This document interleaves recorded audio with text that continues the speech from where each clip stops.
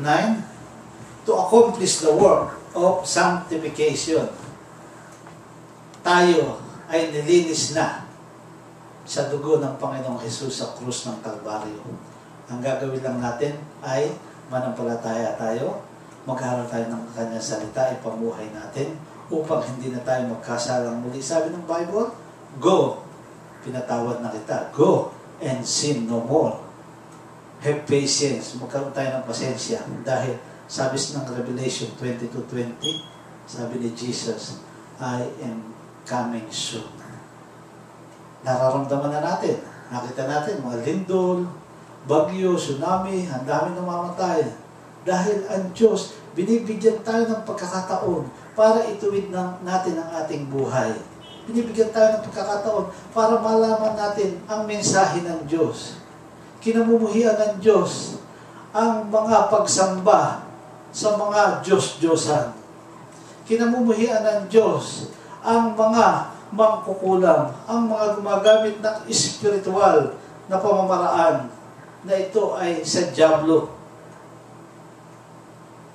Namumuhi ang Diyos sa ating lahat. Sinasabi niya, huwag kayong sasamba sa mga Diyos-Diyosan. Ako ay isang Diyos na may 3 persona.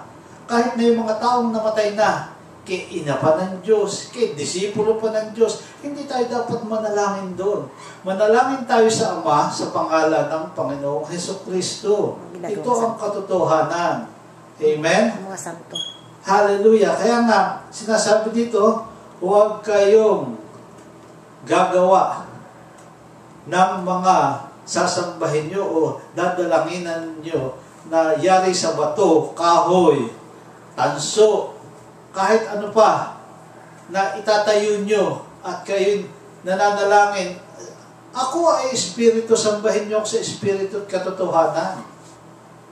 Nagkatawang tao ako upang iligtas kayo sa inyong mga kasalanan. Mga taong ginawang santo. Kaya nga wala nang maiaalay pa. Kaya ako na mismo, ang aking sarili ang inialay ko para lahat kayo ay maligtas kung kayo mananampalataya sa akin. At ang ikalima, sinasabi ng Panginoong Hesus dito, na bakit tayo mag-aaral ng salita ng Diyos? It keeps believer from error para hindi tayo magkamali. Kung alam natin ang salita ng Diyos, kung ipinamumuhay natin ang salita ng Diyos, sa magitan ng Espiritu Santo, tayo ay maididirect niya sa tamang daan. Ito ang sinasabi, at ngayon ay inuumpisahan na sa Pilipinas ng kinalugdan ng Diyos. Ang ating Pangulo ng Pilipinas ngayon, ang kanyang prayer ay sana ang lahat ng tao ay yumapak sa tamang daan. Wala ng korupsyon, walang mga argabyado sa kapwa, lahat ay pantay-pantay. At lahat ay magsisilbi sa Diyos at sa tao ng totohanan.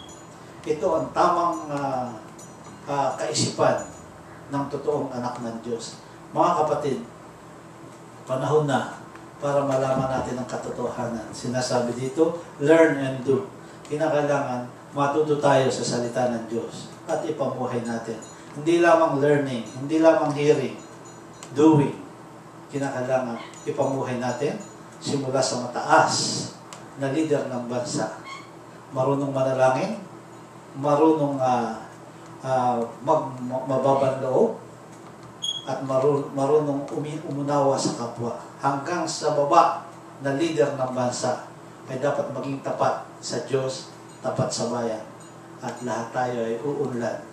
Maraming salamat po sa pangalan ni Jesus. Amen.